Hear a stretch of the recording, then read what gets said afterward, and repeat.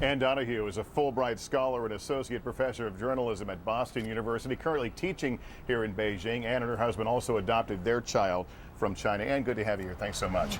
As you heard in the story, that we know over the last couple of years the number of babies adopted by Americans has dropped. Now, the explanation we get from China is the economy is doing better, that there's more domestic adoptions. Is it as simple as that? No, I think that's part of the equation, but that's not the bigger piece. I think two things are going on. One, ultrasounds are more available, so people can go and find out if they're having a female fetus, and even they though can technically abort that's it. It's illegal to find out. And secondly, you notice in the graphic, 2005 was the high water mark, and in 2005 is when they investigated a scandal in Hunan province of baby trafficking among orphanages. And at that point, 6 orphanages were shut down and directors were sent to jail.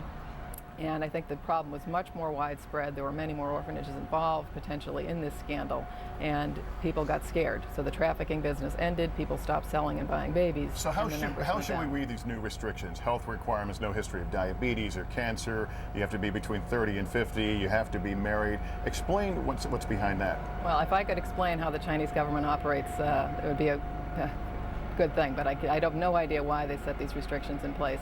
The numbers of children are going down. Maybe, to give them credit, they're trying to find the best possible families they can for children.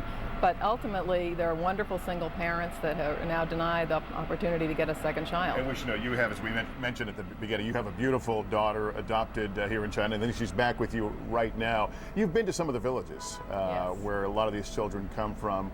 What did you find? What struck you?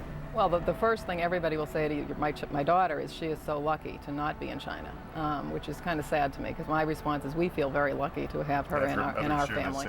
But one thing we found out this summer was very disturbing. In her village, they don't use the word adopt, they use the word buy and sell. They talk about Americans coming to buy children, and that really made me upset, because I don't want that to be the perception that we've come here to purchase children. I can't end on that note. When you say that they use the term buy, is that something they're upset about, or is this a perception of the word? No, I think that's just the perception. In the local dialect, that's the way that the transaction is understood, as a buying and selling operation. All right, well, Ann, listen, thanks for coming on and sharing your experience, and good luck as you continue your work here in China. Still to come, much more from here in Beijing as we get to know our home away from home for the next 3 weeks. But up next, texters beware why that next instant message could have you paying a visit to the ER.